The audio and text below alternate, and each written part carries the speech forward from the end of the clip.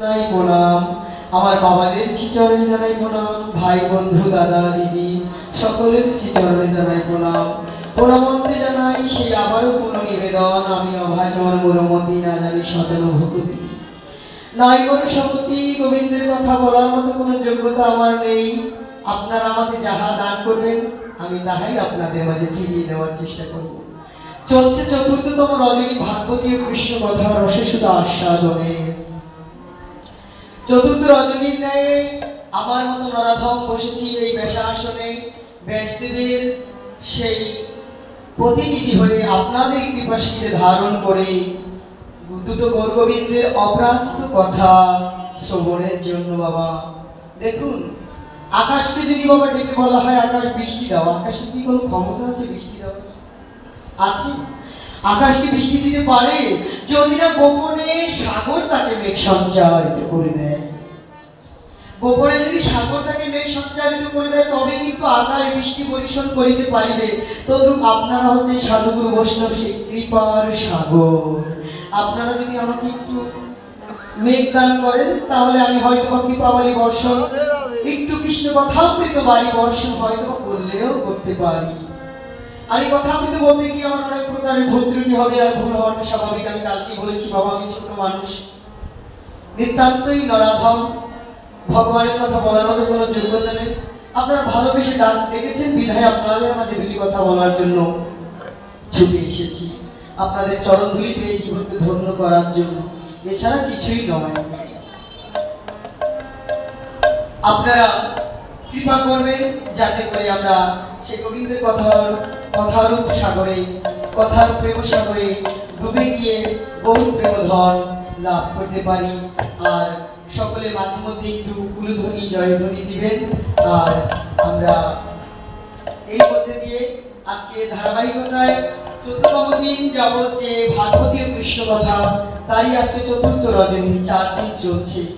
চতুর্থ রজনীতে আজকে আমরা কৃষ্ণ কথায় প্রবেশ করব।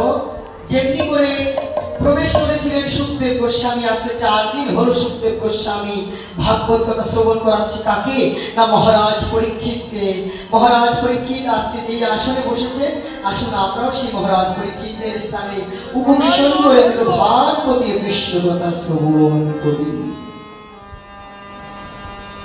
নন্দসুত বলি যারে ভাগবতে গাই, সেই কৃষ্ণ অবতীর্ণ আমার চৈতন্য গোসাই। রাধা কৃষ্ণ একই আত্মা দুই দেহ ধরি, অনন্য বিলাসী রস আস্বাদন করি। সেই দুই একে চৈতন্য গোসাই, রাধার প্রেম আস্বাদিতে তোহে হোলায় এক ঠাই। গতকালকে আমরা বলেছিলাম রাধা কৃষ্ণ মিলিত তনু আমার শ্রী গৌরাঙ্গ। গোবিন্দের গো আর রাধা রানীর দুয়ে মিলে হলো গোরা, যিনি ভজনের গোরা সাধনের গোরা গোলক বিহারী। আনন্দ কন্দ নদিয়া পুরন্দর গৌরাঙ্গ সুন্দর সংকীর্তনের পিতা। একদিন বৃন্দাবনে নিকুঞ্জ কারণে শ্রীকৃষ্ণ আর রাধারানী পণ করে নৃত্য করছেন। রাধারানী গোবিন্দকে বলছেন দেখো নৃত্য আমরা দুজনে করব, আমি তোমাকে তাল দিব, তালে তালে তোমাকে নৃত্য করতে হবে, তুমি আমাকে তাল দিবে, আমি তালে তালে নৃত্য করব। যে নৃত্যে হেরে যাবে যে জয় লাভ করবে আর যে পরাজিত হবে, জয়ী পক্ষ পরাজিত পক্ষকে কি করবে? গাঢ় করে আলিঙ্গন দিবে।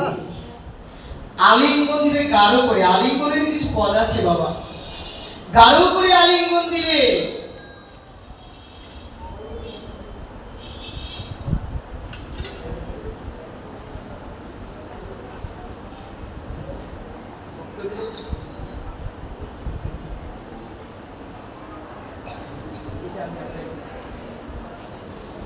জয় জয় রাধা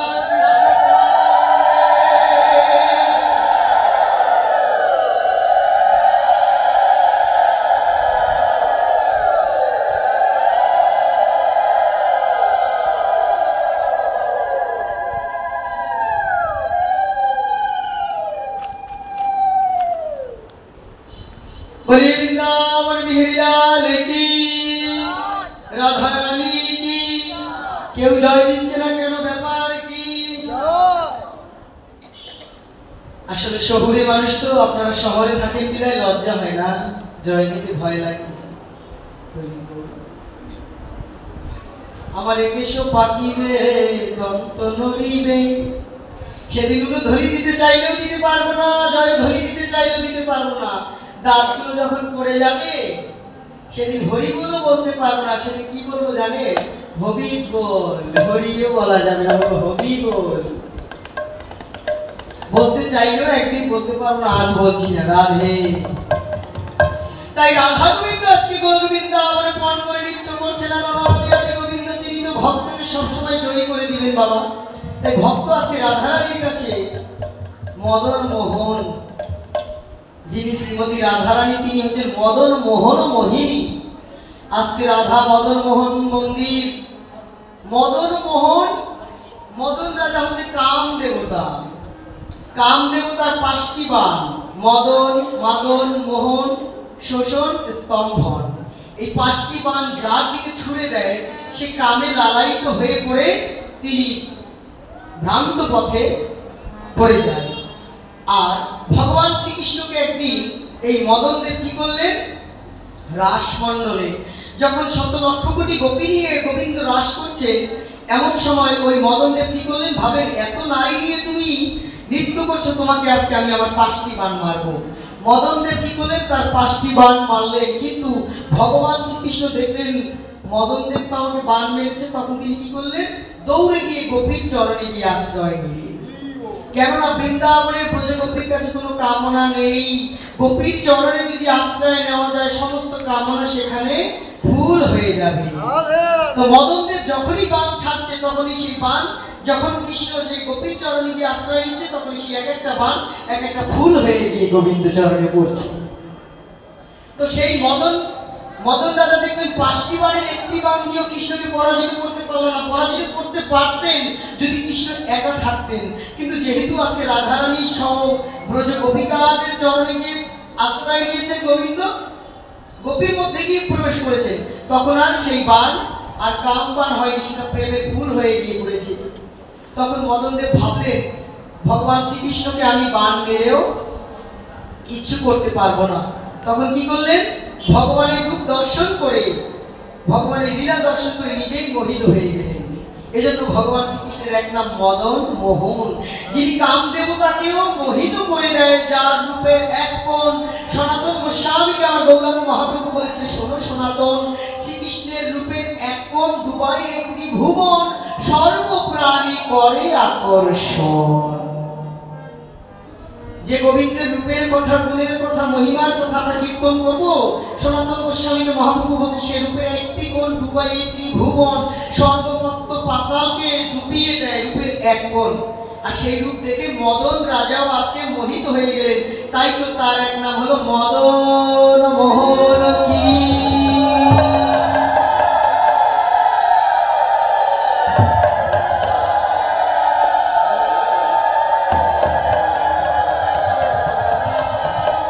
তাই আজ মদন মোহন কি করেছেন? আজকে গোবিন্দ যিনি মদন রাজা, ব্রহ্মা পর্যন্ত, ভগবান শিব পর্যন্ত মদনের বাণে টলে যায়,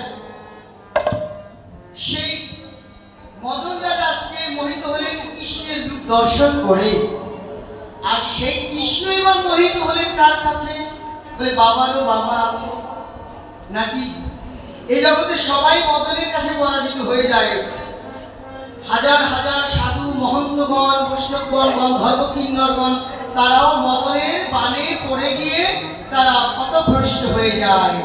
আর ভগবান শ্রীকৃষ্ণকে দেখে আজকে মদন রাজা তিনি মোহিত হলেন, বললেন আমি তোমার চরণে মোহিত হয়েছি। মদনকে যিনি মোহিত করলেন তিনি হচ্ছেন মদন মোহন বাবা। কিন্তু সেই মদন মোহনকে যিনি আবার মোহিত করলেন তিনি হচ্ছেন আমার শ্রীমতী রাধা রানী। বলে রাধা রানী। তাই সেই রাধা রানীকে আজকে বড় করে দেওয়ার জন্য ভগবান বললেন তুমি নৃত্য করো। রাধা রানী আজকে নৃত্যে জিতে গেলেন। যখনই নৃত্য করে রাধা রানী জিতে গেলেন বাবা, তখনই বললেন এবার মনে আছে তো তোমার কথা কি ছিল? বলে কি? বলে পরাজিত পক্ষ জয়ী পক্ষ পরাজিত পক্ষকে গাঢ় করে আলিঙ্গন দিবে। তাই আমার রাধারানী আসি কি বলেন, গোবিন্দকে ধরে মনের মতো করে আলিঙ্গন দিবে। নয়নে নয়নে বনবরিশনে তাহাতে জন্মাইবি, অধরে অধরে বাক্যআলাপনে তাহাতে জন্মাইবি। নয়নে নয়নে বনবরিশনে তাহাতে জন্মাইবি, আরে অধরে অধরে বাক্যআলাপনে তাহাতে জন্মাইবি। আরে হিয়ায় হিয়ায় প্রেময়ালি করে, হিয়ায় হিয়ায় প্রেময়ালি করে তাহাতে জন্মাইবি। দিন চণ্ডীদাসে তিন কথায়, দিন চণ্ডীদাসে কহে এই তিন কথায় হইল প্রীতি, আমার হইল প্রীতি, আমার হইল প্রীতি। এই যে প্রীতি হলো কৃষ্ণের সাথে রাধারানী, বলে নয়নে নয়নে বাণ বরিশনে, অধরে অধরে বাক্য আলাপনে, আর হিয়ায় হিয়ায় প্রেম আলিঙ্গনে, এই তিন কথায় প্রীতি। তাই রাধারানীর সাথে কৃষ্ণের প্রীতি হলো, গাঢ় আলিঙ্গন হলো। এদিকে বিশাখা থেকে দূর থেকে দেখছেন বিশাখা, আরে রাধে, ও রাধে, কি করছিস রাধে? তুই শ্যামের সাথে মিলে যাচ্ছিস? মিলে যাস না রাধে। পৃথক থেকে শ্যামের চরণ পূজা করে যে সুখ তুই লাভ করবি, মিশে গেলে সে সুখ থেকে তুই বঞ্চিত হবি। কি দরকার রাধে, তুই রসগোল্লা হোস না রাধে, রসগোল্লা খা। রসগোল্লা হওয়া ভালো না খাওয়া ভালো? রসগোল্লা খাওয়া ভালো না হওয়া ভালো? খাওয়া ভালো না? তা বিশাখা আজকে রাধারানীকে বলছে, রাধে রসগোল্লা হোস না, রসগোল্লা খা।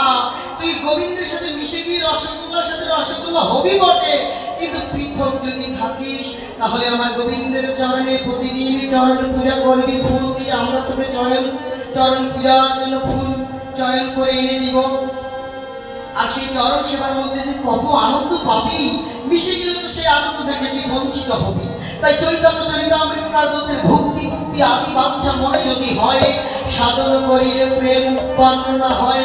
আবার বলেন, কেন কর্মযোগ ধর্মে নহে কৃষ্ণ বশ, কৃষ্ণ বশ হেতু এত প্রেম ভক্তি রস।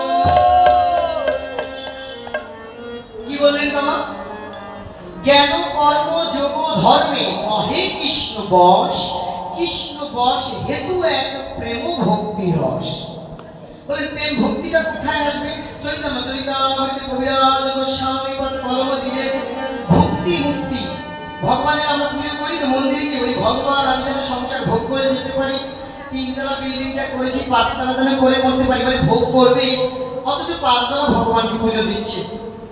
ভালো ভক্ত, ভগবানের নাম গুণগান করি, তাদের সঙ্গে তিলকমালা করি, তিলক সেবা করি, মালা জপ করি, একাদশী ব্রত পালন করি, কিন্তু ভগবানকে বলছে, ভগবান আমি যেন দোতলা বিল্ডিংটা করলাম, পাঁচতলা যেন করে করতে পারি, ছেলেটাকে যেন ভালো ঘরে বিবাহ দিতে পারি, মেয়েটাকে ভালো করে বিবাহ দিতে পারি, ছেলেটার যেন ভালো চাকরি হয়, আমার ছেলের যেন সম্পত্তির অভাব না হয়। বলেন এই যে ভক্তি। আবার কি বলেন? মুক্তি। মুক্তি কি? ভগবান এই জগতে আর পাঠিয়ে না, ভগবান আমি যেন মুক্তি লাভ করতে পারি, মানে মুক্তি লাভ করে তোমার সাথে যেন মিশে যেতে পারি। বলে যারা প্রকৃত ভক্ত, যারা প্রকৃত বৈষ্ণব, তারা ভগবানের কাছে কোনোদিন বলবে না, ভগবান আমাকে তুমি মুক্তি দাও, আমি যেন জন্মে জন্মে, শুধু এ জন্মে নয়, যেন জন্মে জন্মে তোমার চরণ সেবা করিতে পারি। কি হবে মুক্তি দিয়ে? কি হবে ভক্তি দিয়ে? তাই চৈতন্য চরিতামৃতকার বলেন, ভক্তি মুক্তি আদি বাঞ্ছা। আরো যদি বাসনা থাকে, ভক্তি মুক্তি আদি বাঞ্ছা মনে যদি হয়, যতই তুমি গোবিন্দকে ডাকো, যতই সাধনা করো, সাধনা করিলেও প্রেম উৎপন্ন হবে না। আর প্রেম ছাড়া কি পাওয়া যাবে না? কৃষ্ণ পাওয়া যাবে না। তো রাধারানীকে বিশাখা বলছে, তুই মিশে যাবি তো, মিশে গেলে তো তুই মুক্তি লাভ করবি, তাতে কি লাভ? তুই পৃথক থাক। তো রাধারানীর ডাক শুনে বিশাখা যখন ডাক দিলেন নিকুঞ্জ কাননে, তখনই যখন ডাক দিলেন, যতটুকু গোবিন্দের সাথে গাঢ় আলিঙ্গন করে মিলে গিয়েছিল ততটুকু হলো গৌরাঙ্গ, আর যতটুকু রয়ে গেল রাধারানীর মধ্যে ততটুকু হলো কি? বলে গদাধর। বলে এই তো গদা রে, আরে বৃন্দাবনের যেই রাধা, এই তো গদা রে।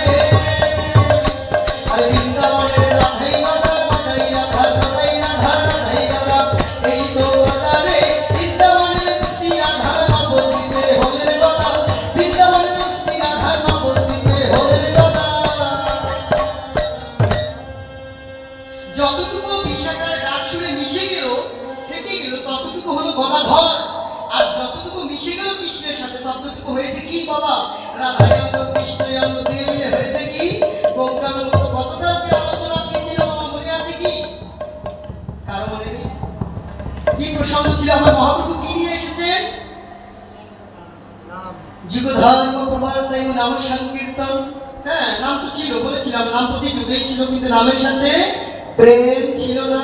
তাই আমার মহাপ্রভু বলেন চারি ভাব ভক্তি দিয়া, চারটা ভাব ভক্তি দিয়া আমি নাচাইমু ভুবন, আপনে ভক্ত ভাব করি অঙ্গীকার। চৈতন্য চরিতামৃতের কথা বাবা, শাস্ত্র বহির্ভূত কোনো কথা না।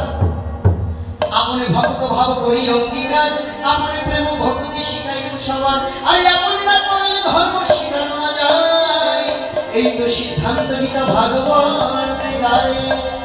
ভগবান শ্রীকৃষ্ণ গীতায় বলেছেন অর্জুন আমার কোনো কর্ম নেই, তবু আমি কর্ম করি কেন জানো?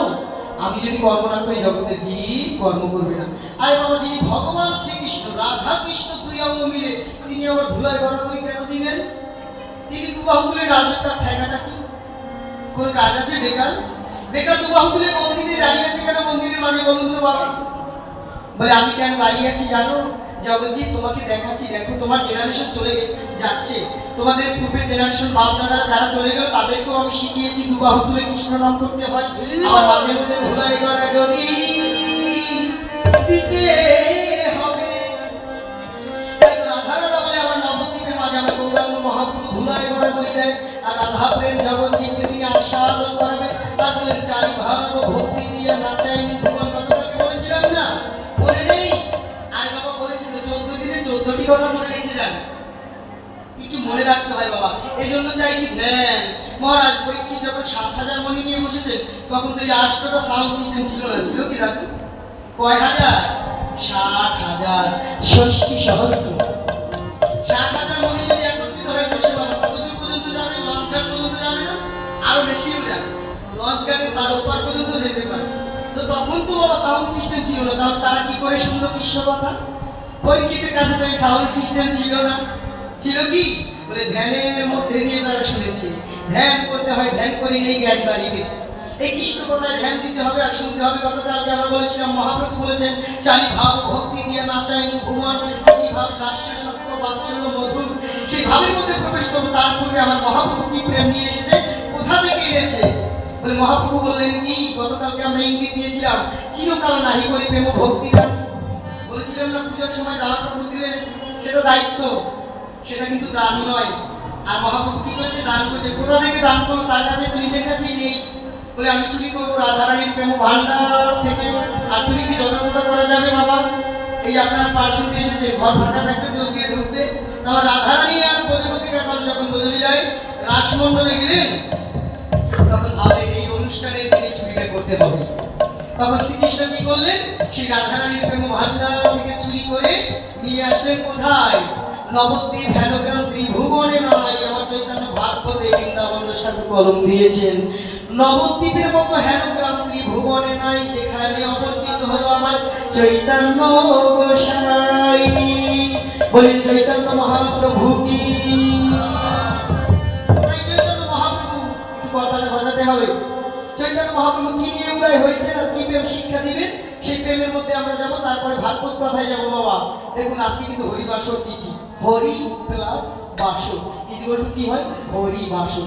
আচ্ছা বাবা, বাসর কি দিনে হয় না রাতে হয়? রাতে হয়। তাহলে হরিবাসর তিথি একাদশী মানে না খেয়ে থাকা নয়, রাত জেগে কৃষ্ণ কথা শুনতে হয়। আপনারা যদি একটু সময় দেন তাহলে ওইভাবেই চলবে, সময় না দিলে কিছু করার নেই। হরিবল।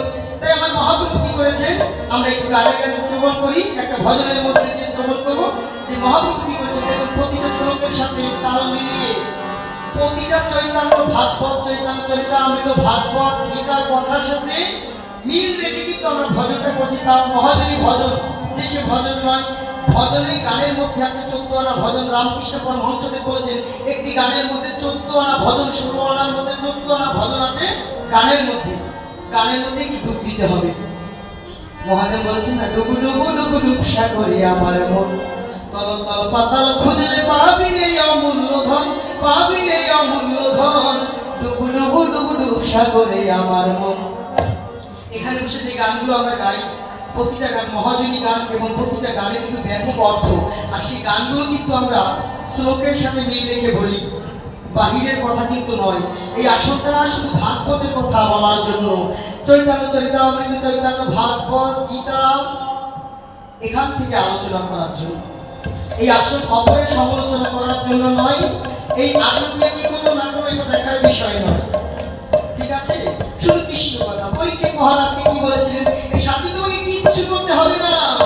কান পেতে কৃষ্ণ কথা শুনে যাও। তাই আমার মহাপ্রভুর কথা আমরা আগে শুনে তারপরে আমরা কৃষ্ণ কথায় যাব। মহাপ্রভু কি করেছেন? রাসমণ্ডল থেকে ব্রজগোপীর প্রেম ভান্ডার চুরি করে কি করেছেন? কোথায় এসেছেন? হ্যাঁ, হরিবল। আমার দাদু বলছে নবদ্বীপ সুন্দর বাজাচ্ছে, আমার সাথে সঙ্গ দিচ্ছে। রাধে বলিয়ে বৃন্দাবন বিহারী লাল কি, রাধা রানী কি, গৌরাঙ্গ মহাপ্রভু কি। মহাপ্রভু কোথায় এসেছেন বাবা? বৃন্দাবনের প্রেম নিয়ে কোথায় এসেছেন মহাপ্রভু? নবদ্বীপে। জোরে করে বলতে হবে বাবা, জোর নেই, জোর দিয়ে বলতে হবে। ভজনটা তো জোরেরই ভজন, শক্তি না থাকলে ভক্তি আসে না বাবা। এজন্যই তো বলে শিশুকালে ভজে কৃষ্ণ কৃষ্ণ পাইবার আসে, আর যৌবনকালে ভজে কৃষ্ণই আসে বা নাই আসে, আর বৃদ্ধকালে ভজে কৃষ্ণ জমের উপর আসে। তাই গায়ে জোর দিয়ে, গায়ে জোর থাকতে জোর দিয়ে বলতে হবে রাধে। তাই আমার মহাপ্রভু কোথায় এসেছেন? এলোরে চৈতন্যের গাড়ি সোনার নদিয়ায়। কোথায়? নদিয়ায়। এলোরে চৈতন্যের গাড়ি সোনার নদিয়ায়। কত রাই কোম্পানি জংশন হইল। কোথায়? রাই কোম্পানির জংশন কোথায়? না নবদ্বীপে। না বলে নবদ্বীপ কোথায়? আজকের এই স্থানটা নেই নবদ্বীপ। এই মদন মোহনের মন্দির নবদ্বীপ, যেখানে সাধুগুরু বৈষ্ণবের আগমন। সেই স্থানে কি হয় বাবা? নববৃন্দাবন, গুপ্ত বৃন্দাবন। তাই বললেন এলোরে চৈতন্যের গাড়ি সোনার নদিয়ায়। একটু হাতে তালি হবে রাধে। এলোরে চৈতন্যের গাড়ি সোনার নদিয়ায়। এলোরে চৈতন্য, সবাই একসাথে। রাই কোম্পানির জংশন হইল, রাই কোম্পানির জংশন হইল। শ্রীভাষের আঙিনায়, ও ভাই শ্রীভাষের আঙিনায়, ও ভাই আঙিনায়, ভাই আঙিনায়। এলোরে চৈতন্যের গাড়ি সোনার নদিয়ায়। এলোরে চৈতন্যের গাড়ি সোনার নদিয়ায়। কি বললেন? এলোরে চৈতন্যের গাড়ি কোথায়? সোনার নদিয়ায়। আর রাই কোম্পানির জংশন হইল কোথায়? শ্রীবাস আঙিনায়। শ্রীবাস আঙিনাটা কোথায়? শ্রী শব্দের অর্থ হচ্ছে সুন্দর। শ্রী শব্দের অর্থ হচ্ছে, শ্রী শব্দের অর্থ হচ্ছে সুন্দর, আর বাস শব্দের অর্থ হচ্ছে বাসস্থান। যার এই দেহটা সুন্দর, তার দেহের মধ্যেই তো আমার মহাপ্রভু কি করেন? হেলে দুলে নৃত্য করে। তাই বললেন কি? শ্রীবাসের আঙিনায় আমার মহাপ্রভু নৃত্য করে। তোমার হৃদয়ের মাঝে যে হৃদয়ের মধ্যে কামনা বাসনা নেই, যে হৃদয়ের মধ্যে হিংসা নেই, নিন্দা নেই, পরনিন্দা নেই, পরচর্চা নেই, সেই হৃদয়ের মধ্যে আমার গৌরাঙ্গ কি করেন? নৃত্য করেন। তাই বলেন যার হয়েছে ভালোবাসা। তাই বলেন কি? শ্রীবাস আঙিনায় মহাপ্রভু কি করেন? সেই প্রেম ভান্ডার নিয়ে এসেছেন। রাই কোম্পানির জংশন হইল শ্রীবাসের আঙিনায়। এলোরে চৈতন্যের গাড়ি সোনার নদিয়ায়। এবার সেই গাড়িখানাকে চালাই দেখবো আমরা। সেই গাড়িখানাকে চালাই বলেন Shri Advaita engineer Nityananda ticket master. Shri Advaita engineer. সবাই হরিবল হরিবল হৃদয় হরিবল। Shri Advaita engineer Nityananda ticket master.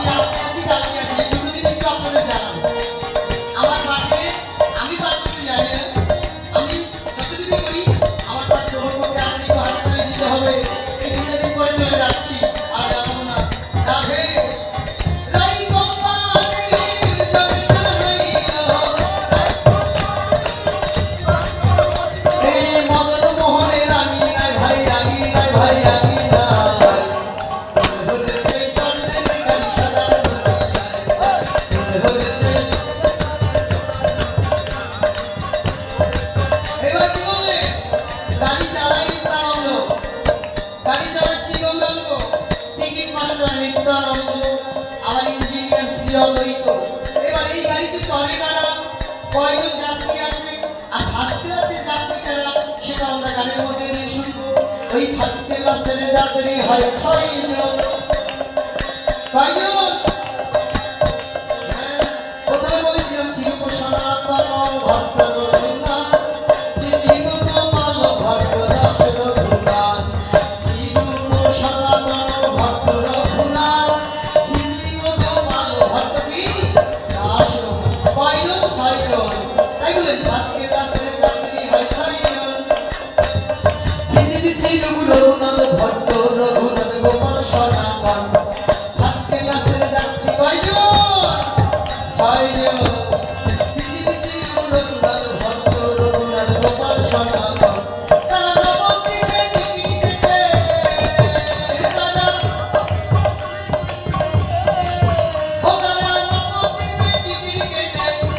নবদ্বীপে টিকিট কেটে, নবদ্বীপে বৃন্দাবনে চলে যায়, চলে যায়, চলে যায়। হরে চৈতন্যের গান সোনার নদিয়ায়, হরে চৈতন্যের গান সোনার নদিয়ায়, হরে চৈতন্যের গালি। কি বললে? মহাজন কত সুমর্থা। এই 6 জন মহাজন যে পথ দেখিয়ে দিয়েছে আমাদের, যেভাবে ভজন করতে হবে, সেই ভজন পথে আমাদের এগিয়ে যেতে হবে। গুরু পরম্পরায় দেখবেন আমাদের এই 6 জন মহাজন আছেন, আর এদের ভজন পথে আমাদের চলতে হবে। যেমন আজকের এই একাদশী ছোট ছোট ছোট, হ্যাঁ ছোট, আজকে যে একাদশী ব্রত, অপর একাদশী, হরিবাসর তিথি, এই হরিভক্তি যিনি রচনা করেছেন তিনি হচ্ছেন সনাতন গোস্বামী। এই যে একজন মহাজন। ফার্স্ট ক্লাসের যাত্রী কয়জন বাবা? 6 জন। তার মধ্যে সনাতন গোস্বামী বড়। এই যে হরিভক্তি বিলাস লিখেছেন সনাতন গোস্বামী আর গোপাল ভট্ট গোস্বামী, তারা কি বলেছেন? 8 থেকে 80 বছর বয়স পর্যন্ত সকলকে কি করতে হবে? এই একাদশী ব্রত পালন করতে হবে। কলিযুগে সর্বব্রতের মধ্যে শ্রেষ্ঠ ব্রত হচ্ছে এই একাদশী ব্রত।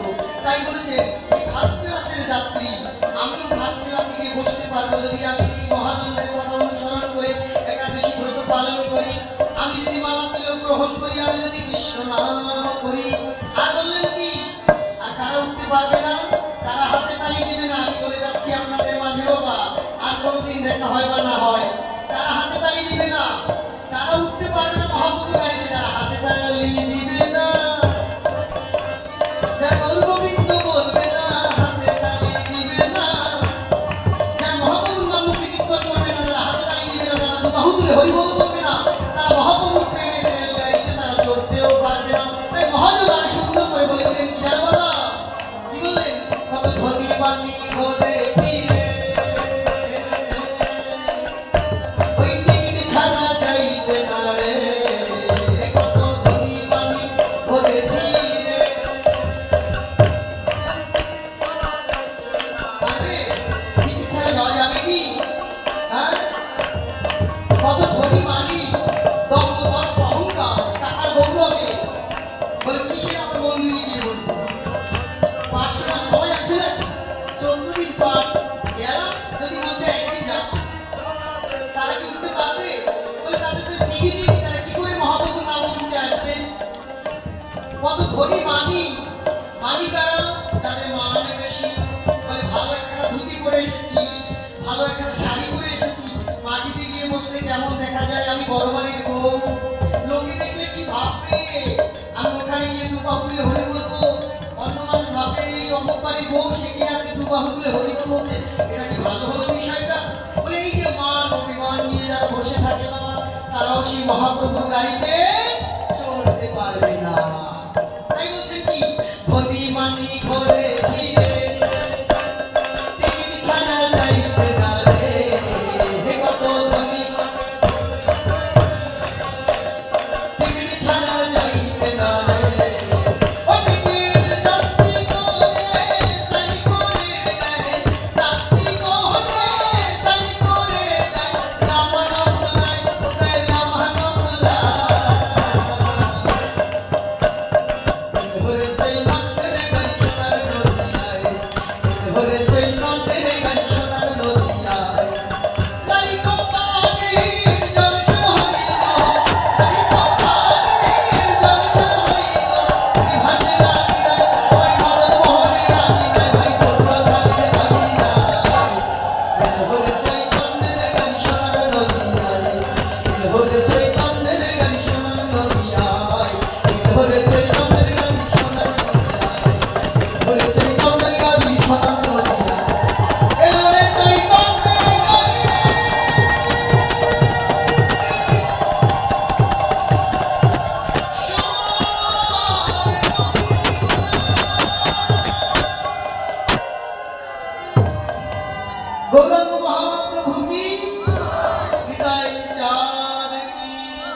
ভক্তবৃন্দ কি, সাধুগুরু বৈষ্ণব কি, ভালো লাগছে না? আচ্ছা ভালো লাগছে না, কাকে একটু হাত তুলুন তো দেখি।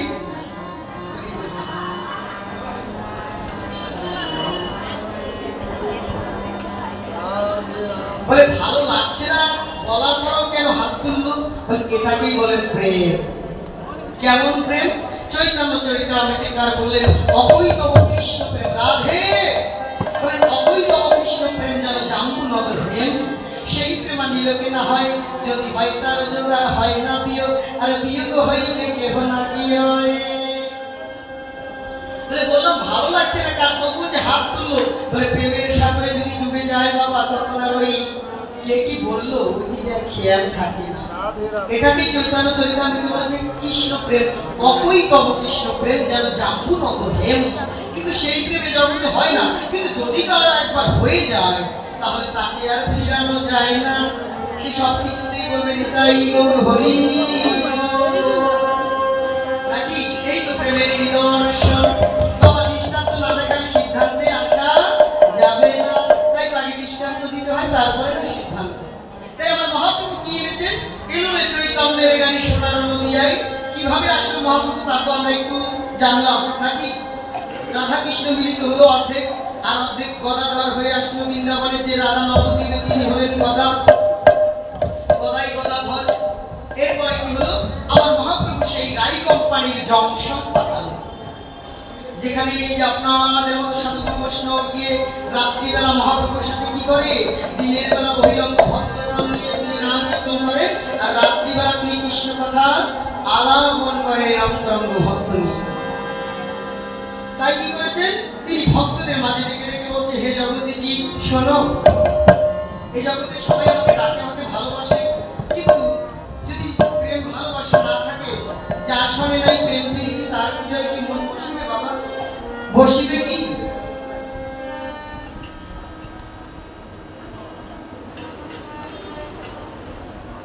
যার সঙ্গে প্রেম ভালোবাসা নেই, সম্বন্ধ নেই, তার পূজায় কি মন বসিবে আমাদের? এই জগতে আমরা ছেলে মেয়েদের বিবাহ দিতে গেলে কি করতে হয়? পাত্রপক্ষ, মেয়ে পক্ষ, ছেলে পক্ষ, মেয়ে পক্ষ এক প্রকার দেখাশোনার মধ্যে দিয়ে তারপরে বিবাহটা শুভ পরিণয়ে আসে। কিন্তু দেখতে তো হবে, কিন্তু এই দেখাশোনার মধ্যে দিয়ে তো সম্বন্ধ তৈরি করতে হয়। এবার যাকে কোনোদিন দেখিনি, ভগবানকে দেখেছি কি? যাকে কোনোদিন দেখিনি, যার সাথে কথা হয়নি, তার সাথে সম্বন্ধ করবো কিভাবে? বলছে যাকে দেখিনি তাকে তো মুখে মুখে বললেই তো সম্বন্ধ হয়ে যায় না। মুখে মুখে বললাম আমি অমুক দাস, আমি অমুক দাসী, হয়ে দেখেছো কতটা দাসী? তার চরণে দাসী হতে যে কতটুকু দান করতে হয়। মুখের কথায় বলে বলি আমি অমুক কৃষ্ণ দাস, সত্যি কি আমি কৃষ্ণ দাস? মুখে হাত দিয়ে বলো তো কতটুকু কৃষ্ণের দাসত্ব করতে পেরেছো? ভগবান বলেছে আগে হও তার দাসের দাস, মন্দ ভাগ্যে না কহিয়া শ্রীকৃষ্ণের দাস, মন্দ ভাগ্যে না কহিয়া শ্রীকৃষ্ণের দাস, সর্ববিমান ত্যাগ করিয়া আগে হও তার দাসের দাস। তো আমি কৃষ্ণের চরণের দাস দাসী হয়ে বসে আছি, কিন্তু সম্বন্ধ তৈরি যদি না হয়, দাসত্ব কি এত সোজা বাবা? যাকে কখনো দেখিনি তার সাথে সম্বন্ধটা হবে কি করে? দেখাশোনা না হলে সম্বন্ধ হয়, বিবাহ দেওয়া যায়? তবে ভগবানকে তো দেখিনি, কিন্তু ভগবানের ভক্ত শ্রী গুরুদেবকে তো দেখেছি। গুরুদেব হচ্ছে কি আশ্রয় বিগ্রহ, যিনি গোবিন্দের ভক্ত তিনি হচ্ছেন শ্রী গুরুদেব। তার চরণে গিয়ে যদি আমরা শরণাপন্ন হই, আমরা যদি তার চরণে আশ্রয় গ্রহণ করি, তবেই আমাদের গোবিন্দ চরণে ধীরে ধীরে আশ্রয় হয়ে যাবে। বলে গুরুদেবের চরণে আশ্রয়, ঠিক আছে দীক্ষা নিলাম, শিক্ষা নিলাম, তাতেই কি আশ্রয় হয়ে গেল? বলে না, গুরুদেবের যে যে কর্ম দিবে সেই কর্মগুলো আমাদের করতে হবে। আমাদের সমাজে আমরা অনেকে দীক্ষা নিতে চাই না, আমি ভগবানকে ডাকবো আবার গুরুদেবের কাছে কেন যাবো, এরকম অনেকেই বলে। কিন্তু বাবা primary, high school, college, university 4টি লেভেল আপনাকে পার করে আসতে কতজন গুরুদেবের কাছে যেতে হয়েছে না? মেডিকেল সায়েন্স পড়তে যাবেন, ডাক্তারি কি জজ, ব্যারিস্টার, ইঞ্জিনিয়ার যেখানেই যান না কেন সেখানেই কিন্তু আপনার গুরু আছে। কিন্তু ধর্মের জায়গায় গেলেও আমাদের কি করতে হবে? শ্রী গুরুদেবের কাছে যেতে হবে, গুরুদেবের চরণে আশ্রয় নিলাম। কিন্তু কোনোদিন গুরুদেবের কাছে আমরা জিজ্ঞেস করার সময় হয় না, গুরুদেব আপনি কি মন্ত্র দিলেন, ধানের বীজ দিলেন না গমের বীজ দিলেন, সেই তত্ত্বই জানা হলো না। কিন্তু সময় তো জীবন থেকে কতগুলো দিন চলে যাচ্ছে। এই জন্য কি করতে হয়? গুরুদেব যে মন্ত্র দেয়, যে বীজ দেয়, সেটা যাজন করতে হয়, পূজন করতে হয়, ধ্যান করতে হয়, সাধন করতে হয়। করলেই তারপরে গুরুচরণে যদি সমর্পিত হওয়া যায়, তবেই তো আমার গোবিন্দ চরণে সমর্পণ। আগে কি গোবিন্দ চরণে সমর্পণ করা যাবে? আগে গুরুদেবের চরণে সমর্পিত হও, তবেই গোবিন্দ চরণে সমর্পিত হতে পারবে। আর এই গোবিন্দ চরণে সমর্পিত হতে গেলে আমার মহাপ্রভু জানালেন, শোনো, তুমি যদি ভগবানের সাথে সম্বন্ধ করবে, ভগবান শ্রীকৃষ্ণ বলছেন, আরে করবি যদি ভালোবাসা, আগে করো বাসা ভালো। করবি যদি ভালোবাসা, আগে করো তোমার বাসা ভালো। বাসা কোনটা? এইটাই বাসা। এই বাসাটার মধ্যে যদি কামনা বাসনা থাকে, হিংসা থাকে, পরনিন্দা পরচর্চা থাকে, তাহলে কিন্তু বাবা বাসাটা ভালো হবে না। আমি যতই কৃষ্ণ নাম করি, গোবিন্দ চরণে প্রেম লাভ হবে না। তাই বলে করবি যদি ভালোবাসা, আগে করো বাসা ভালো। এই বাসাটা যদি ভালো করতে পারি, তবে আমার গোবিন্দের সাথে ভালোবাসাটা হবে। আর এই ভালোবাসাটা কি রূপে হবে? বললেন সম্বন্ধ। ভগবানের সাথে একটা সম্বন্ধ তৈরি করতে হবে। ঠাকুর ঘরে গিয়ে যদি জিজ্ঞেস করি, ভগবান তুমি আমার কে, তুমি আমার কে হও? গতকালকে বলেছিলাম, ডাকার মতো ডাকতে তাকে পাওয়া যায় গাড়ির মধ্যে। শিশু ডাকে, সব ধুলা ধুলা ছেড়ে মায়ের কাছে চলে আসে। ধ্রুব প্রহ্লাদ ডেকেছে, ডেকেছে গজেন্দ্র, দেখেছে না, দেখেছে অজামি। কিন্তু আমি কি করে ডাকবো? আমি তো জানি না যে আমি কি ভাব নিয়ে ডাকবো। ধ্রুব মহারাজ, তিনি ধ্রুবের কথা আমি একটু পরে যাচ্ছি, আমরা গৌর কথাটা বিশ্রাম দিয়ে আমরা কৃষ্ণ কথায় প্রবেশ করি। তো গৌরাঙ্গ মহাপ্রভু জানালেন সম্বন্ধ তত্ত্ব, যে দেখো জি, তুমি সম্বন্ধ তৈরি করো। সম্বন্ধ করিয়া ভজে তারে কৃষ্ণ নাহিতা যা সব মরে অকারণ। ভগবানের সাথে সম্বন্ধ করতে হবে। যেমন করে ধ্রুব সম্বন্ধ করেছে, প্রহ্লাদ সম্বন্ধ করেছে, যেমন করে মীরাবাই সম্বন্ধ করেছিল। মীরাবাই বলেছিল না, তুমি আমার প্রাণপতি, তুমি আমার প্রাণপতি, তোমার ছাড়া আমি আর কিছু জানি না। আমি ছিলাম রাজরানী, হলাম ভিখারিণী। কেন না গিরিধারী লালকে ভালোবেসেছি বলেই তো আজকে ভিখারিণী হয়েছি। মীরাবাই সর্বস্ব ত্যাগ করে বৃন্দাবনে চলে এসেছে শুধুমাত্র গিরিধারীকে ভালোবেসে। কিন্তু আমরা জানি যে গিরিধারীকে ভালোবেসেছেন মীরাবাই, তাই তিনি রাজ প্রাসাদ ছেড়ে তিনি ভিখারিণী হলেন। কিন্তু তার ভালোবাসাটা কি ছিল? তার সাথে কৃষ্ণের সম্বন্ধটা কি ছিল? বলে তুমি আমার প্রাণপতি, রাজরানী মীরা ভিখারিণী, গিরিধারী তোমার লাগিয়া, রাজরানী মীরা ভিখারিণী, গিরিধারী তোমার লাগিয়া, রাজরানী মীরা ভিখারিণী, গিরিধারী তোমার লাগিয়া। কি করছেন মীরাবাই? কৃষ্ণকে পরম প্রতিরূপে ভালোবেসে বলে, তুমি আমার পতি। শিশুকালে এইটুকু বয়সে মা যখন বলেছিল, মাকে যখন বলেছিলাম জানালা দিয়ে যাচ্ছে নতুন বরবধূ যাচ্ছে পালকিতে করে, ছুটে গিয়েছিলাম দেখতে। মাকে বলেছিলাম, ওমা কারা যায়? মা বলেছিলেন নতুন বরবধূ যাচ্ছে পালকিতে চড়ে। তখন মাকে বলেছিলাম, ওমা আমার বিয়ে হবে না? বলে হবে। ওমা আমার কবে আমার বর আসবে আমাকে নিতে পালকিতে করে? বলে আসবে। বলো না মা আমার বরকে। তখন আমার মা দেখিয়ে দিয়েছিল, ওই যে গিরিধারী, ওই যে গিরিধারী, ওই তোর বর। আর সেদিন থেকেই তো, যেদিন আমার মা বলেছিল গিরিধারী আমার বর, সেদিন থেকেই তো আমি তাকে বর রূপে গ্রহণ করেছি। আমি ছিলাম রাজরানী রাধা কৃষ্ণ।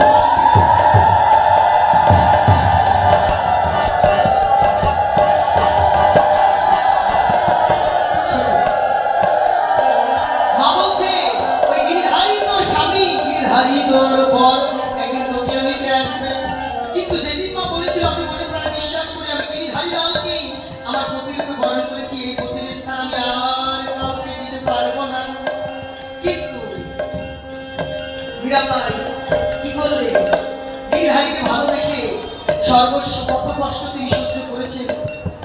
তার সাথে ভালোবাসাটা ছিল পরমপতি গিরিধারী লালে। তাই বলেছেন পথে পথে ঘুরি উদাসিনী হরি নাম ভিক্ষা মাগিয়া গো।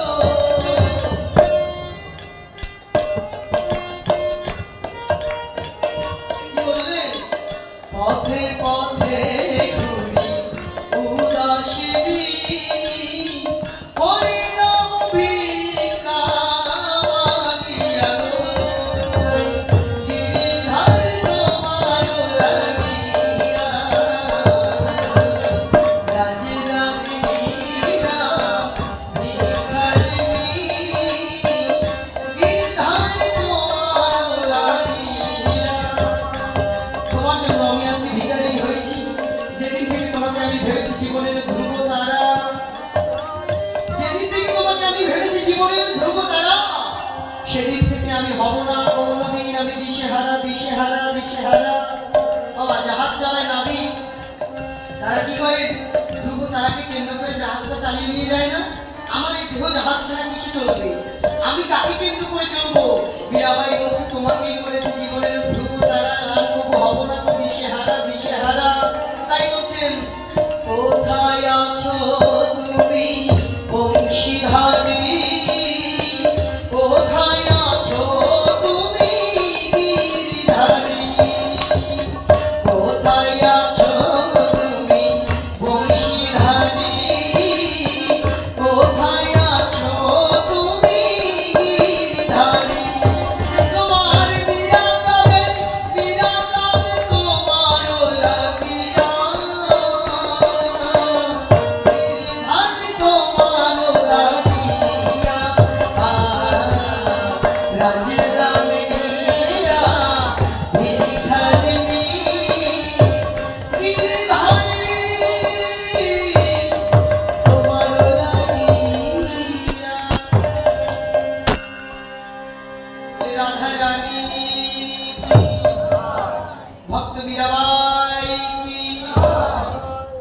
মীরাবাই ভগবানকে ভালোবেসেছিলেন, ধ্রুব মহারাজ ভগবানকে ভালোবেসেছিলেন, প্রহ্লাদ ভালোবেসেছিলেন, গজেন্দ্র ভালোবেসেছিলেন, বীর হনুমান ভালোবেসেছিলেন, আমিও ভালোবাসি, বাসি না? কিন্তু আমি কি করে ভগবানকে ভালোবাসি সেই প্রসঙ্গ নিয়ে আজকে আমরা আলোচনা করব। গতকালকে বলেছিলাম সমস্ত শাস্ত্রের সারভূত তত্ত্ব হচ্ছে তিনটি। কি কি মনে আছে? সম্বন্ধ, অভিধেয়, আর কি মনে নেই? গতকালকে বলে গেলাম, ভুলে গেলে চলবে? কি প্রয়োজন? সম্বন্ধ, অভিধেয় আর প্রয়োজন। কি প্রয়োজন? প্রেমটাই প্রয়োজন। এবার আমার ভগবানের সাথে সম্বন্ধটা কি হবে? এবার এই যে গানগুলো আমরা করি বাবা, ভজনগুলো, অনেকে ভাবতে পারে যে ভজন কেন করছি। প্রত্যেকটা ভজন দৃষ্টান্ত দিয়ে ভজন করা হচ্ছে যাতে করে আমরা একটু সহজ করে বুঝতে পারি। রাধে। তাই চারি ভাব, মহাপ্রভু কি বলেছেন? চারি ভাব ভক্তি দিয়া নাচাই ভুবন। তাই মহাপ্রভু চারি ভাব কি কি কি শিখাবেন? গতকালকে বলেছিলাম পাঁচটি মুখ্য প্রেম। কি কি মনে নেই কারো? শান্ত, দাস্য, সখ্য, বাৎসল্য, মধুর। নোট করে রাখতে হবে, হৃদয়ের খাতায় লিখে রাখবেন। এই পাঁচটি প্রেম। এবারে আসি শান্ত প্রেমে কারা পেয়েছেন ভগবানকে? শান্ত প্রেমে পেয়েছেন মনি ঋষিগণ। মনি ঋষিগণ ভগবানের তত্ত্ব না জেনে না বুঝে সম্বন্ধ কি করেছেন? শান্ত প্রেমে। শান্ত প্রেমে বনের মধ্যে বসে বসে তারা গোবিন্দের ধ্যান করছে। বছরের পর বছর ধরে ধ্যান করে তারা ভগবানকে লাভ করলেন। একদিন মনি ঋষিগণ বনের মধ্যে ধ্যান করছেন, রঘুপতি রামচন্দ্র গিয়ে বনের মধ্যে উপস্থিত হলেন। যখনই রামচন্দ্র উপস্থিত হলেন, ভগবান রামের রূপ দর্শন করে মনি ঋষিগণ মোহিত হয়ে গেলেন। বলেন আহা, এত সুন্দর রূপে মোহিত হয়েছি, আমরা যদি সেই পরম পুরুষোত্তম ভগবান রামচন্দ্রকে প্রতিরূপে লাভ করতে পারতাম। সেই মনি ঋষিগণ মনে মনে বাসনা করেছিলেন, আর সেই মনি ঋষির বাসনা পূরণ করার জন্য অখিল নিখিল বিশ্ব ব্রহ্মাণ্ডের অধিকর্তা ভগবান বলছে তোমাদের সকলের মনোবাসনা পূর্ণ হবে।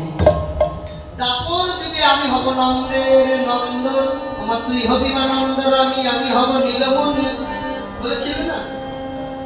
তাই তিনি কি করেছেন? নন্দের নন্দন হবে বলেছে, তোমরা হবে ব্রজগোপিকা। তোমরা বনের মধ্যে গোপনে গোপনে বসে গোবিন্দ ভজন করছো, তো তোমরা হবে পরবর্তী জন্মে ব্রজগোপিকা।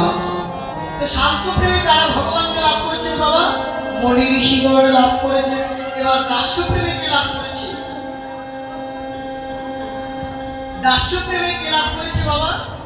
দাস্য প্রেমে লাভ করেছে বীর হনুমান।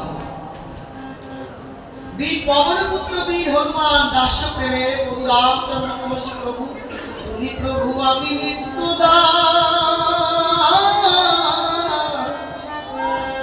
তোমায় ভুলে লেগেছে মন, গলে কর্মফাস।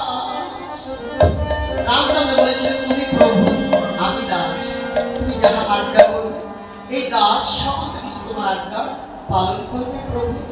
তাই দাসত্ব করছেন আজকে বীর হনুমান। তিনি রামচন্দ্রকে বলেছে, প্রভু বসো না, আমার দুই স্কন্ধে বসো, রাম বসো, লক্ষ্মণ বসো। দুইজনকে কাঁধে করে নিয়ে তিনি লঙ্কায় চলে গেলেন। সমুদ্র পাড়ে গিয়েছিলেন কিনা বাবা?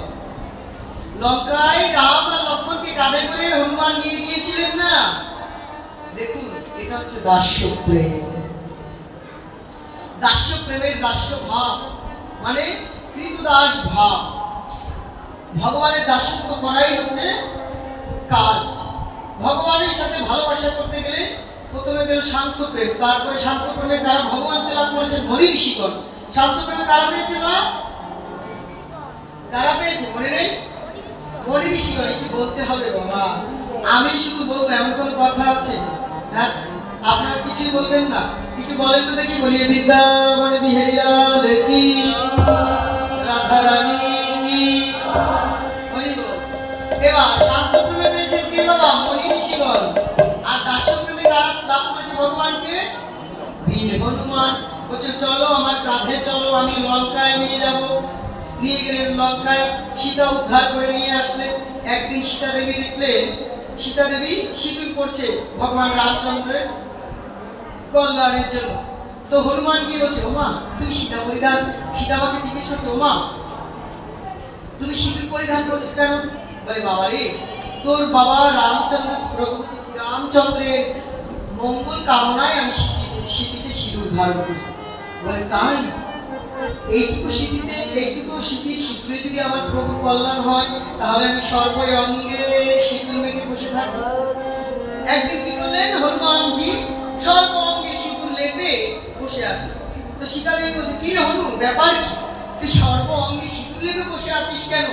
বলে, ও মা তুমি না বলেছিলে যে তুমি সিঁথিতে সিঁদুর পরিধান করো আমার প্রভু রামচন্দ্রের মঙ্গলের জন্য? তোমার সিঁথির ওইটুকু সিঁদুরে যদি আমার প্রভু মঙ্গল হয়ে যায়, তাহলে দেখো দেখো মা, আমি সর্বঙ্গে সিঁদুর পরেছি, আমি রাম নামে মালা গেঁথে,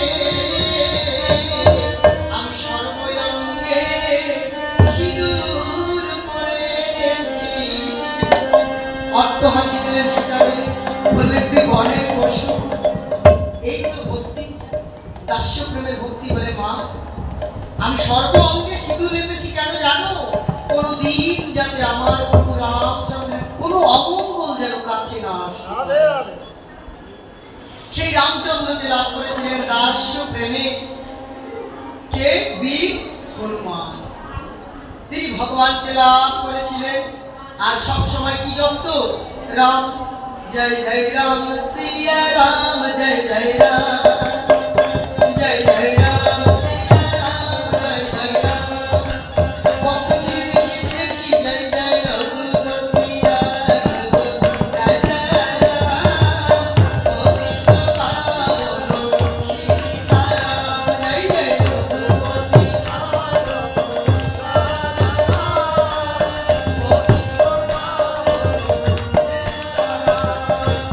দশরথ নন্দন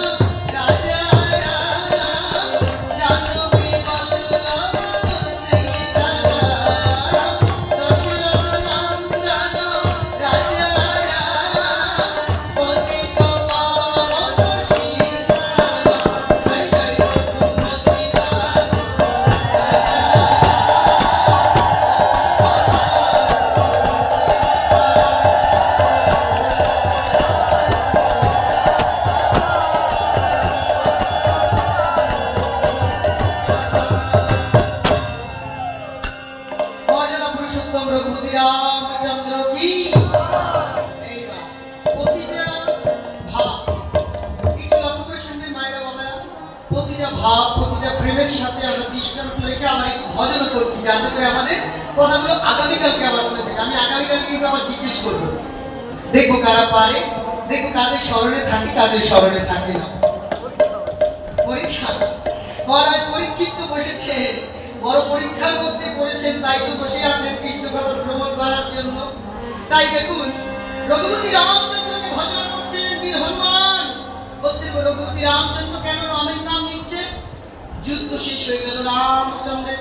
দেখুন বাবা, এক একটি ভাবের কথা, 5টি ভাবের কথা, তো সম্বন্ধ তত্ত্ব বলতে গেলে 5টি ভাবের কথা বলতে হয়।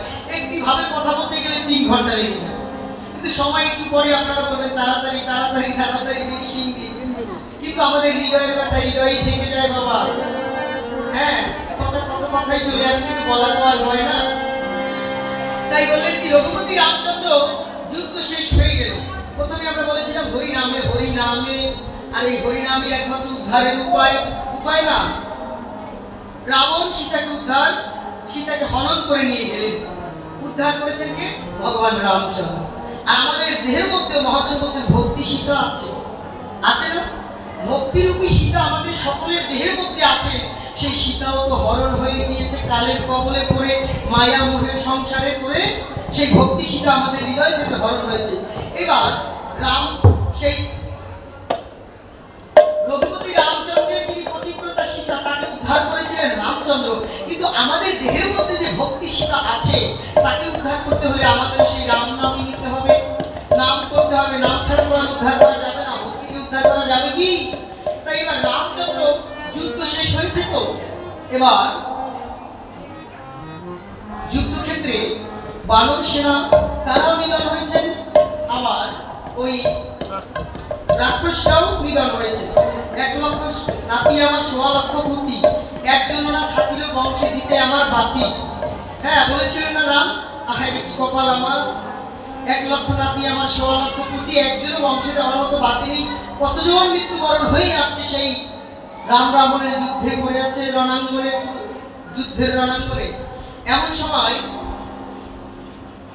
প্রভু রামচন্দ্র বললেন দেবরাজ ইন্দ্রকে, দেবরাজ আপনি একটু স্বর্গ থেকে অমৃত বাড়ি বর্ষণ করুন। দেবতা আর অসুর যখন যুদ্ধ হলো বাবা, আপনারা জানেন যখন দেবতারা আর অসুর মন্দাহার পর্বতকে কেন্দ্র করে বাসকি নাক দিয়ে যখন সমুদ্র মন্থন করেছিল, তখন অমৃত উঠেছিল, ঐরাবত উঠেছিল, পারিজাত ফুল উঠেছিল। পারিজাত ফুলের একটা ঘটনা আছে, সেটাও আমরা বলবো, আজকে বলা হবে কিনা জানি না, আগামীকাল হয়তো বলতে পারবো।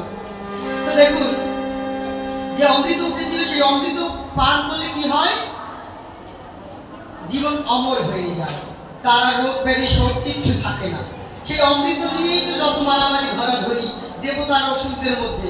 তো দেবতারা যখন অমৃত নিয়ে নিল, তখন এবার রামচন্দ্রের যখনই ওই যুদ্ধ শেষ হলো, এখন রামচন্দ্র বলছে দেবরাজ ইন্দ্রকে আপনি একটু কৃপাবাড়ি বর্ষণ করুন না। স্বর্গ থেকে রামচন্দ্রকে দেবতারা কি করছে? পুষ্প বর্ষণ করছে, পুষ্প বর্ষণ করছে। এবার দেবতাদের বলছেন রামচন্দ্র, দেবরাজ ইন্দ্র আপনি একটু স্বর্গ থেকে পুষ্পের সাথে সাথে একটু অমৃত বাড়ি বর্ষণ করুন। বলে কেন? বলে আপনি যদি অমৃত বাড়ি বর্ষণ করেন তাহলে সকলে প্রাণ ফিরে পাবে, সকলে প্রাণ ফিরে পাবে। এই বানর সেনারা তারা কত সাত করে এসেছিল, সীতা মাকে উদ্ধার করে আমার জগৎ জননী সীতা দেবীকে একটু দর্শন করবে, কিন্তু যারা যুদ্ধে প্রাণ ত্যাগ করেছে বাবা, তারা কি আর সীতা দেবীকে দর্শন করতে পেরেছে? পারে। এইবার বলছেন আপনি অমৃত ঢালুন, তার পাশাপাশি পুষ্প বর্ষণ করুন, তার পাশাপাশি অমৃত বর্ষণ করুন। তাই রামচন্দ্রের কথা মতো রামচন্দ্রের কথা মতো দেবরাজ ইন্দ্র কি করলেন? স্বর্গ থেকে তিনি অমৃত বাড়ি বর্ষণ করিলেন। বলি রঘুপতি রামচন্দ্র কি। যখনই অমৃত বাড়ি বর্ষণ করলেন, তখন বাবা সব বানর সেনারা আবার জীবিত হয়ে গেল, কিন্তু রাক্ষস সেনারা একজন কিন্তু জীবিত হলেন। কি ব্যাপার? বিভীষণ ভাবছেন, বিভীষণ বলছে ব্যাপার কি? বিভীষণের কাছে জিজ্ঞেস করছে যে হনুমান, অন্যান্য ভক্তরা ব্যাপার কি? সব হনুমান যারা বানর সেনারা সবাই জীবিত হয়ে গেল, কিন্তু রাবণের 1 লক্ষ নাতি 1.25 লক্ষ পতি, তারা তো কেউ এই যুদ্ধে যারা প্রাণ ত্যাগ করলো কেউ তো জীবিত হলো না, কিন্তু ব্যাপারটা কি? অমৃত তো আর কৃপণতা করে দেবরাজ ইন্দ্র সবাইকে সমানভাবে দিয়েছেন, তাহলে বানর সেনারা যে জীবিত হলো কিন্তু অসুর সেনারা জীবিত হলো না কেন? বলছে কেন হলো না জানো? বিভীষণ বলছে যে বানর সেনারা যখন যুদ্ধক্ষেত্রে প্রবেশ করেছিল তখন তারা কি বলেছিল মুখে? কাকে মারতে হবে? কাকে? বানর সেনারা যখন যুদ্ধে প্রবেশ করলো, আপনারা রামায়ণের কাহিনী জানেন না বাবা? আরে বাবা, এত পাঠ শ্রবণ করে একটু মনে রাখতে তো হবে। এই যে বানর সেনারা যুদ্ধক্ষেত্রে প্রবেশ করলেন তখন তারা কি কাকে মারার জন্য প্রবেশ করেছিলেন? রাবণকে। তখন তাদের মুখে একটা কথাই ছিল, রাবণ বেটাকে নিধন করতে হবে, আমার সীতামাকে উদ্ধার করতে হবে, ওই রাবণকে নিধন করতে হবে, রাবণকে নিধন করতে হবে। যত সময় পর্যন্ত রাবণকে নিধন না করবো তত সময় পর্যন্ত আমাদের শান্তি নেই। এই রাবণ রাবণ করতে করতে কি করেছেন? তারা যুদ্ধে প্রাণ ত্যাগ করেছেন। রাবণের নাম নিতে নিতে তারা যুদ্ধে প্রাণ ত্যাগ করেছেন বলে তারা আবার জন্ম পেয়েছে। অমৃত পাওয়া মাত্র তারা আবার জীবন ফিরে পেয়েছে। এইবার অসুরগণ ফিরে পেলেন না কেন? এইবার অসুরগণ রাবণ রাজার 1 লক্ষ নাতি 16 লক্ষ কোটি যখন যুদ্ধের ক্ষেত্রে আসলেন তখন তারা কি বলেছিল বাবা? কার সাথে যুদ্ধ করবেন? রামের সাথে যুদ্ধ করবেন না? মাদল বাজিল রে, আহা কিরণে মাদল বাজিল রে, রামায়ণের মধ্যে বলে না মাদল বাজছে আর যুদ্ধ করছিলাম। তো কি করলেন? সেই রামচন্দ্র আজকে সেই রাবণের 1 লক্ষ নাতি 16 লক্ষ কোটি কি করলেন? কি করেছিলেন? কার নাম নিতে নিতে যুদ্ধক্ষেত্রে প্রবেশ করেছিলেন বাবা? ভগবান রামচন্দ্র বলে রামকে নিধন করবো, রামকে নিধন করবো। আমাদের প্রভু রাবণের, আমাদের বাবা, আমাদের দাদু রাবণের শত্রু হচ্ছে রাম। ওই রাবণকে আমরা নিধন না করে এই যুদ্ধক্ষেত্র থেকে যাব না। সেই রাম নাম নিতে নিতে নিতে নিতে দেখুন যখনই যুদ্ধে প্রাণ ত্যাগ হয়ে গেল, ওই রাম নামের মধ্যে শ্রীরামচন্দ্রের চরণে আশ্রয়। তাই তো বলেছেন রাম নামে উদ্ধার। একবার রাম নামে যত পাপ হারি পাতকের সাধ্য নাই তত পাপ করে। তাই এই যে রাম নামে উদ্ধার পেয়ে গেল, আর সেই নাম নাম এমনই একটা জিনিস, দাহিকা শক্তি। বলে এই আগুন জ্বালিয়ে দিতে মোমবাতির মধ্যে একটি শিশু আগুনের মধ্যে হাত দিবে, ও জেনে হাত দিক বা না জেনে হাত দিক, আগুনে হাত দিলে আগুনে হাতটা পুড়ে যাবে। তো বলছে তুমি জেনে করো বা না জেনে করো, ভালোবেসে করো বা ভালো না বেসে করো, এই কৃষ্ণ নাম করলে এই নাম নিয়ে তুমি পার হয়ে যেতে পারবে। তাই তো বলছেন রঘুপতি রাঘব রাজা রাম, পতিত পাবন সীতারাম, রঘুপতি রাঘব রাজা রাম, পতিত পাবন সীতারাম। রঘুপতি রামচন্দ্র কি? কয়টি রসের কথা বললাম আমরা? 5টি। দ্বিতীয় উদাহরণ হলো কয়টি? 2টি। কি কি? শান্ত আর দাস্য। শান্ত প্রেমে কারা? মনি ঋষিগণ। মা শান্ত প্রেমে কারা? মনি ঋষিগণ। একটু জোরে বলবেন মা, ঠিক আছে? আর দাস্য প্রেমে কি ভগবানকে লাভ করেছেন? বীর। আমার বাবার কি সুন্দর করে বলছে, মায়েরা বলতেই চাইছে না ব্যাপার কি? ভালো লাগছে না পাঠ শুনতে? বিশ্রাম চলে যাবো? মায়েদের মনে হয় ভালো লাগছে না, তাই হরি বল। কার ঘুম পাচ্ছে নাকি? ঘুম তো পাওয়ার কথা না, যেভাবে গান বাজনা হচ্ছে। রাধে। তাই কি বললেন? দাস্য প্রেমে পেয়েছেন বীর হনুমান। এইবার সখ্য প্রেমে কে পেয়েছেন বাবা? শান্ত দাস্য সখ্য। সখ্য মানে কি? সখা, বন্ধু। সখা শুদ্ধ সখ্যে করে স্কন্দে আরোহণ। আর তুমি কোন বড় লোক, তুমি আমি সম। যেটা তো চরিতামৃতের আদিলীলায় ৪র্থ পরিচ্ছেদে ভগবান বলেছে না, সখা শুদ্ধ সখ্যে করে স্কন্দে আরোহণ। বলে তুমি কোন বড় লোক? একদিন ভগবান শ্রীকৃষ্ণ দেখো প্রতিটা লীলার সাথে, প্রতিটা কথার সাথে দৃষ্টান্ত, কত সুন্দর ভাগবতের কথা চলে আসে। রাধে হরি বল। মা এদিকে ওদিকে নয়, এদিকে একটু ধ্যান রাখতে হবে বাবা। আমরা যে পরম করুণাময়ের ধ্যানে বসেছি, স্বামী রামসুখদাস যে ছোট্ট একটি উদাহরণ দিয়েছে বাবা, না বললেই নয়।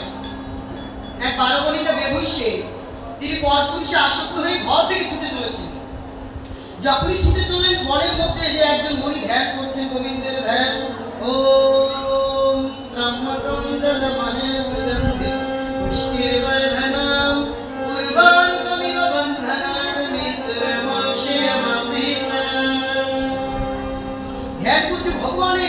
এমন সময় বারবণিতা যখন দূরে হেঁটে চলে যাচ্ছে, লাথি লেগে ধ্যানটা ভেঙে গেল। বলে বারবণিতা বেকুশে, তুই দেখছিস আমি এখানে বসে ধ্যান করছি, আমি কমণ্ডল থেকে জল নিয়ে তোকে এখনই আমি অভিশাপ করে দেবো, তোকে ভস্য করে দেবো। বলে বাবা, আপনি আমাকে ভস্য করে দিবেন তাতে আমার দুঃখ নেই, আমি তো পাপী, আমি কত জন্মের পাপী অপরাধী, আমি বারবণিতা বেকুশে ব্যভিচারিণী, আমি তো পাপী, আমি তো এমনিতেই নরকে যাব। আমি তো পরপুরুষে আসক্ত হয়েছি বলে আমার হিতাহিত জ্ঞান নেই।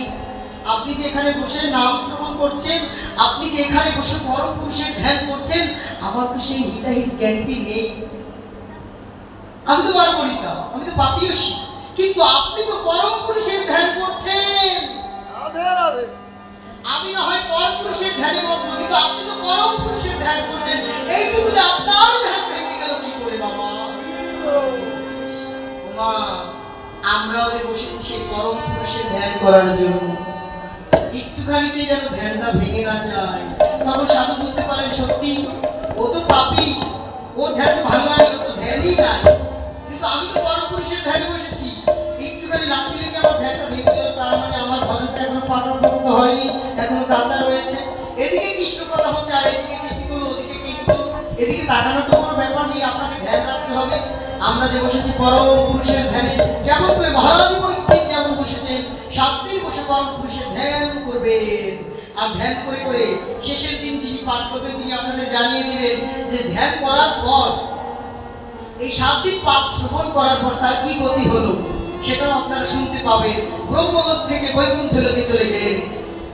ব্রহ্মা এরকম করে দেখছে, আর কি ব্যাপার, হরিবল হরিবল বলতে বলতে তারা চলে যাচ্ছে। ব্রহ্মলোক থেকে ব্রহ্মা এদিকে করে তাকালেন, বিষ্ণুপুত্ররা বলছে, আরে ব্রহ্মাজি আপনি জানেন না মহারাজ পরীক্ষিত? বলে জানি তো, সেদিকে অভিশাপ, অপঘাতে মৃত্যু হয়েছে। অপঘাতে মৃত্যু হয়েছে সেটা জানে না, এটা জানে না, তিনি যে 7 দিন বসে বসে কৃষ্ণ কথা শ্রবণ করেছে, তাই তাকে আর জমলোকে যেতে হবে না, আমরা তাকে সেই বৈকুণ্ঠ লোকে নিয়ে যাচ্ছি।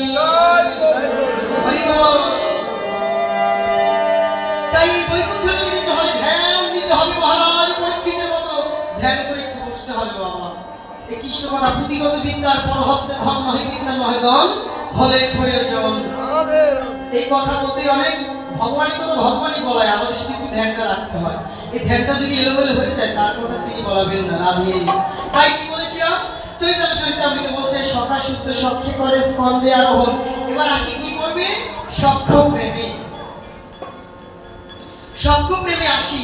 বলে সখা শুদ্ধ সখ্যে করে স্কন্ধে আরোহণ, তুমি কোন বড় লোক, তুমি আমি সম। তুমি কিসের বড় লোক? সখারা বলছে অনাদি আদি গোবিন্দ অখিল নিখিল বিশ্ব ব্রহ্মাণ্ডের অধিকর্তা ভগবান কৃষ্ণ, যে কিনা বিশ্ব ব্রহ্মাণ্ডের অধিকর্তা, রাধে। সেই ভগবান আজ বলছে আয় আমরা খেলা খেলি। ভগবান খেলছে, কি করে খেলছে দেখুন, বৃন্দাবনে এই যে শান্ত প্রেম গেল, দাস্য প্রেম গেল, এবার হচ্ছে সখ্য প্রেম। ভগবানের মন্দিরকে পুজো দিতে গিয়ে আমি যদি ভগবানের সাথে সখ্যতা করে তুলতে পারি, আমি যদি তার সাথে বন্ধুত্ব করতে পারি, তবে আমার পুজো দেওয়া সার্থক হবে।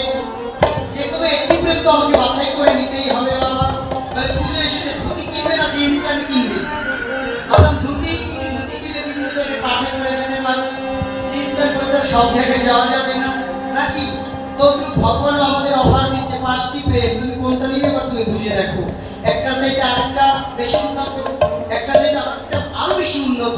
চৈতন্য চরিতামৃত বলে সেটা আপনারা জানতে পারবেন, বুঝতে পারবেন কোন প্রেমের চাইতে কোন প্রেমের কি রীতি, প্রীতির কি রীতি। তাই বলছে অখিল নিখিল বিশ্ব ব্রহ্মাণ্ডের অধিকর্তা খেলা খেলছেন কাদের নিয়ে? শ্রীরাম সুদাম দাম বসুদাম মধুমঙ্গলকে নিয়ে খেলা করছে। যখনই তিনি খেলা খেলছেন, এখন বলছেন আয় ভাই আমরা খেলা খেলব। কি খেলা? তিনি 7টি পাতা নিলেন, 12টি পাতা নিলেন, একটি পাতা ছিঁড়ে থাকবে, ওই ছিঁড়ে পাতাটা যার হাতে গিয়ে পড়বে তিনি হবেন চোর, তিনি চোর হবেন, আর তিনি কি করবেন, কাঁধে চড়াবেন। তাই তো এই হচ্ছে খেলার নিয়ম, রুলস। তখন কি করলেন, ভগবান এমনই কপাল, দ্বাদশ সভা শ্রীরাম সুদাম দাম সুদাম মধুমঙ্গল, তার সকলে যারাই আসে ওই পাতা নিয়ে যায় একটি একটি করে, সবার পাতাটাই আস্ত থেকে যায়, কারণ পাতে ছিঁড়ে পাতা নেই। ভগবান ভাবছে আমি আজকে ভক্তদের সাথে মধুর খেলা খেলি, সখ্যপ্রেমের খেলা আমি জগতের মাঝে দাঁড়িয়ে নিয়ে যাব, যে সখ্যপ্রেম ভগবানের সাথে কি করে বন্ধুত্ব করতে হয়। আরে চিরকাল আমরা শুনেছি ভগবানকে ভক্ত ডাকে, কিন্তু ভগবান যে ভক্তকে ডাকে বাবা ভালোবাসে, সেই নিদর্শন ভাগবতের এক অভিনব তত্ত্ব। ভাগবত শাস্ত্র আমাদের এক অভিনব তত্ত্ব জানাচ্ছেন যে দেখো শুধু ভগবানই ভক্তই ভগবানকে ডাকে না, ভগবান ভক্তকে ডাকে। শুধু ভক্তই ভগবানকে কাঁধে চড়ায়নি, ভগবান ভক্তকে কাঁধে চড়িয়েছে। কিভাবে চড়িয়েছে? ওই সবাই পাতা নিতে নিতে যে পাতাটা হাতে রয়ে গেল শিরা পাতাটা, ভগবান তো নিজে ইচ্ছা করেই তিনি কি করেছেন, পাতাটা ছিঁড়ে রেখেছে, নিজের ভাগ্যে যাতে জুটে ছিঁড়া পড়েছে। এখন সবাই বলছে কানাই তুই চোর, তুই চোর, তুই চোর, তুই চোর, কেন তোর তোর হাতে ছিঁড়ে পাতাটা পড়েছে, তুই চোর, এবার তুই আজকে আমাদের সবাইকে কাঁধে চড়াবি।